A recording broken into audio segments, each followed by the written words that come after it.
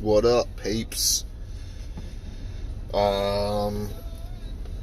This is the first video of some CKB shit, man. It little background goes about 10 to 15 years ago, man. CKB, what that represents is just me and Cohen, dude, and CKB. I don't know, figure it out. But we've done some podcasts and stuff and messed around with some things, and now kind of just come to the conclusion that maybe we should start a YouTube thing, because kids and shit, man, like, it's hard to line some shit up, so do what we can while we can, and go from there. So I opted to do the first one. This is just me. I have all kinds of shit, man, that I fucking record and tape to myself, for myself or for whoever, man, that might discover whatever. It's nice and vague for you, but just kind of want to get some questions going, I guess. Get some questions going, get some topics going. I know that we're really good at playing bad cop, good cop, bad cop. I'm sure it's pretty easy to figure out who's who, but hey, man, like, that's what makes it awesome, is because Cohen just fucking knows what to say, man. Like, he says what everybody else is wanting to say. Either doesn't have the balls to say or whatever. So it's kind of nice to be able to try to balance that out with some hopeful logic, I guess, is the way that I would put it. I don't think that anything he says is negative. It's funny when he gets fucking flack for that, because he's just a realist, man. He's the realist, so I can't hate on that or say that it's negative. But I just want to get some conversation started, man, and feel like we have enough opinions that last all day or night, and we put some hours into podcasts that probably either will never ever be seen, or probably maybe someday maybe we'll release them. I don't know, man. It's exciting because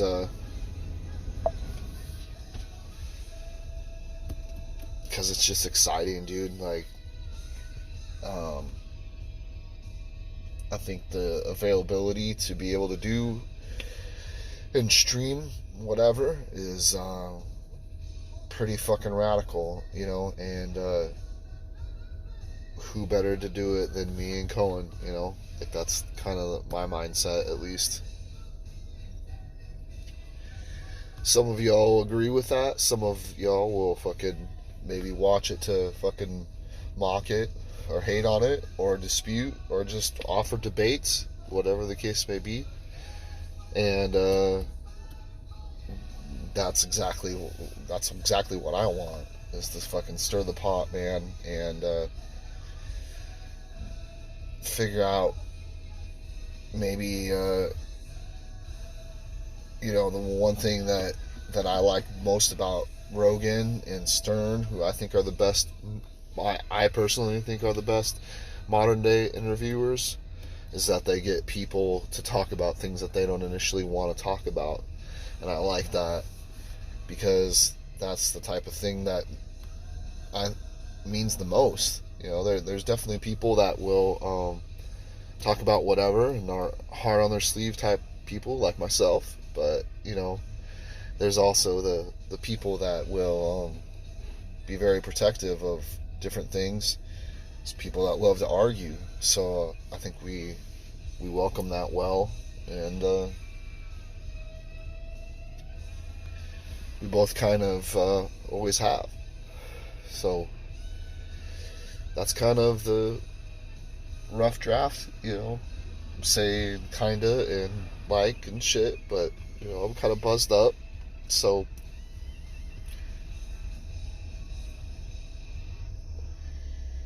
fucking coronavirus and shit. Just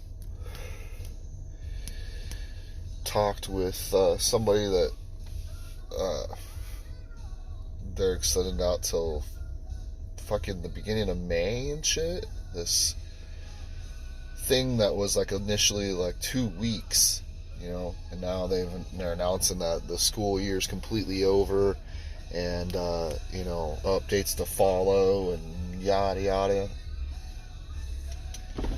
It's kind of a trip, man. It's a big trip because last week has not been hellacious by any means, but it's been different and very odd. Just working from home and all the positives that come with that are like, being able to chill with Eli.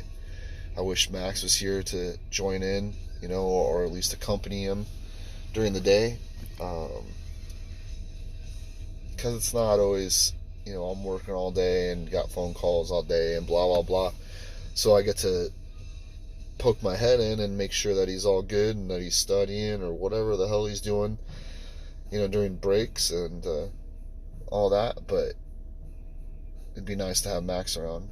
But other than that, it's just a trip to be like at home. And Eli and I went from Sunday to today without even leaving the house, other than our walk to the trails, and took a walk on the trails, which is always awesome. And we're not very, like, I don't know, I don't want to say we're not very active, but we're not very, like, social as far as going out and doing different things, but we do pick up groceries, we do go do things and try to maybe once a week go out to eat, that type of thing. And that's not there, or it shouldn't be there. So that's kind of what we're doing. I can't function or reason sanitizing every little thing in my life. Most of you that know me don't probably find that hard to believe, but like I wash my balls, dude. Like I wash every day, and Eli does a good job of that, and we do what we can. It's just crazy, dude. Like 38 years and nothing like this ever in my life before, to be quarantined, which used loosely, I think it's kind of a personal choice at this point, which is crazy that now they're saying America has the highest case number, whatever.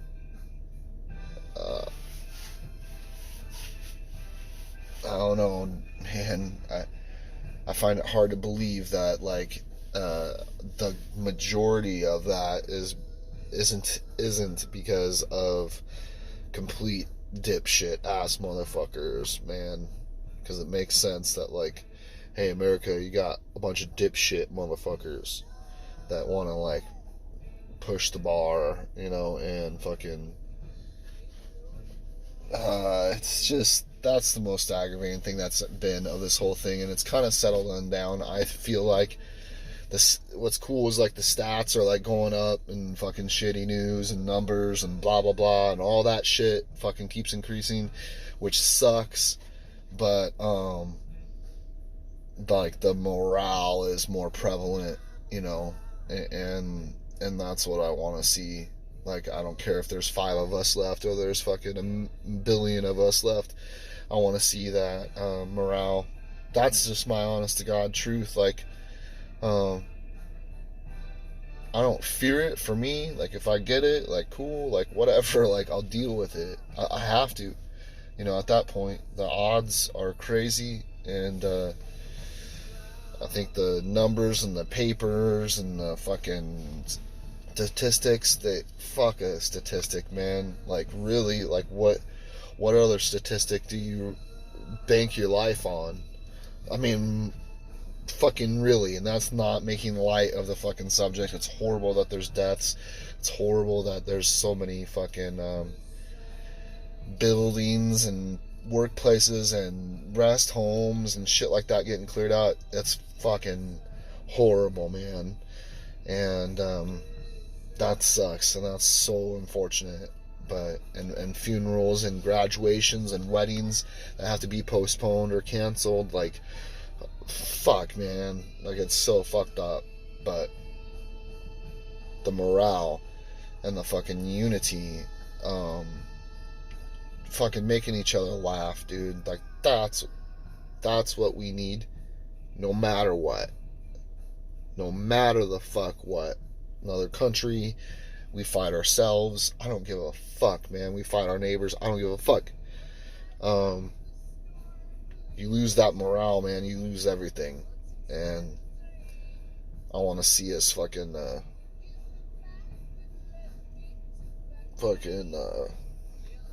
joining hands and singing, man. Or from rooftop to rooftop to rooftop. That's what I want to see, man. And I think that we'll have a better chance of survival with that shit, more than comes down to injections. It comes down to fucking some kind of pill. It comes down to fucking whatever. It comes down to fucking quarantine. It comes down to fucking isolation. It's great, man, the physical isolation and all that, but like, to know that, like, people are out there and doing chat phone calls with their friends and FaceTime, and even seeing some of the celebrities like Lillard and shit. That's cool, dude. That's fucking perfect.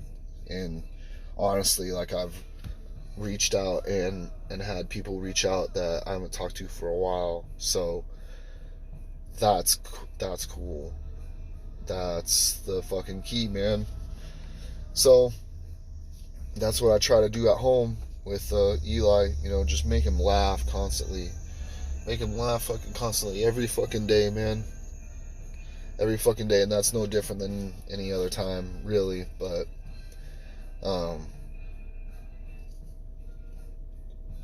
it's weird to, like, think about it, like, for him, because he's like 8, you know, and Max is fucking 16. You know, like, I feel fucking grizzled, and, like, feel like seen a lot of shit, and never seen nothing like this. And they're fucking young as fuck, and they're fucking experiencing it, dude. Like, who knows? Maybe shit gets worse and they see it again. Maybe the fucking environment and all the improvements and all the positives that you can pull from the situation enrich and strengthen their generation. Maybe they're like, let's not be bozos anymore. Let's not fucking take people for granted. Let's not take each other for granted. Let's not take fucking risk and danger for granted. Let's not do this to ourselves again, because you know, I don't know. It's not like, again, the deaths and the people suffering, of course that's horrible, but, like, I don't know, I've seen Eli a lot in the last week, and it's fucking great, man.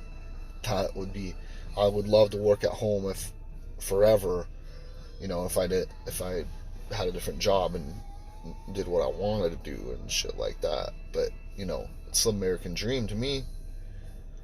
I want to make fucking beats in my fucking PJs. I want to write in my PJs. That's what I want to do.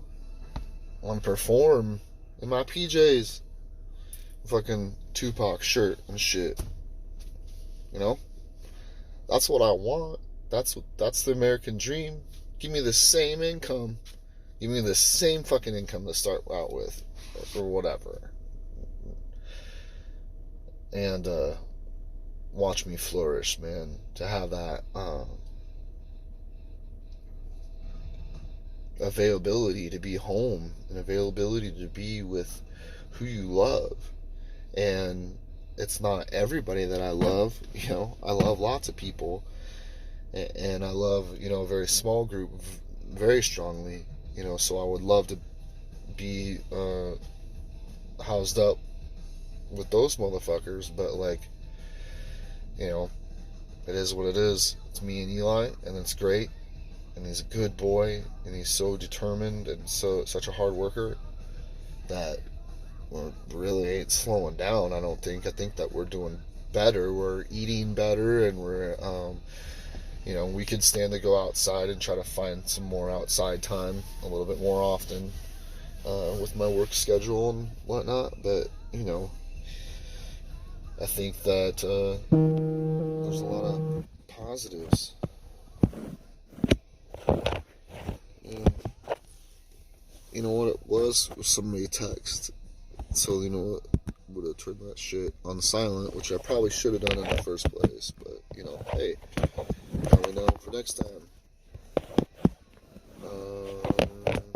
I may never get this position ever again that I want. This is cool, right? This is cool enough.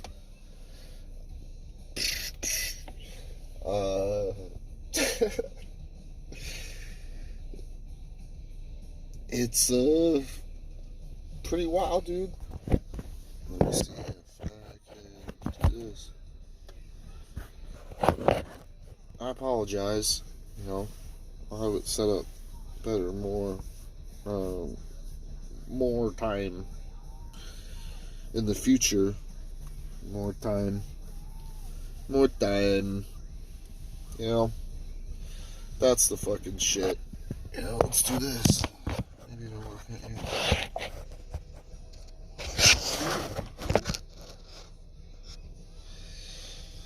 Yeah, that works, huh? That's good, decent. It's all the bippity bop with my fucking touchscreen stereo, but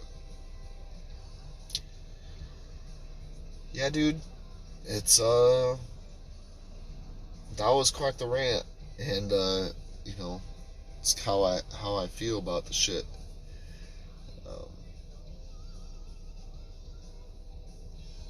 So, you know,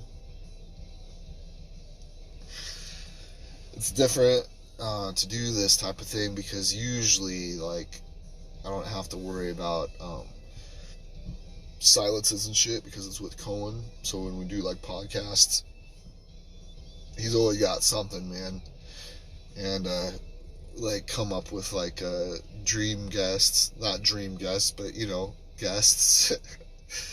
Maybe some of them would be dream guests, but just people we know. And it's funny to like, we've had a couple where we like write down the list of people and we just show each other while we're recording, and it's like yes or no, or like fuck you, like what are you thinking, shit like that. So that's interesting. It'll get to that, man, and that's gonna be cool as fuck, dude. I can't wait for that because the shit that triggers fucking Cohen, man, is just like hilarious. So just sit back and let it go. But I guess you know, you gotta lump me in there too, because there's shit that like we tried like a couple, and one of them fucking triggered me for sure. He was doing it on purpose, and you know who you are when you see this motherfucker. But just lying about chili peppers, and I don't know, it was fucked up, man. But yeah, so that's it, dude. And I think I'll smoke another cigarette and maybe record later, or maybe I'll see you. Well, I'll definitely see you another time. CKB, yo. It's gonna be the shit.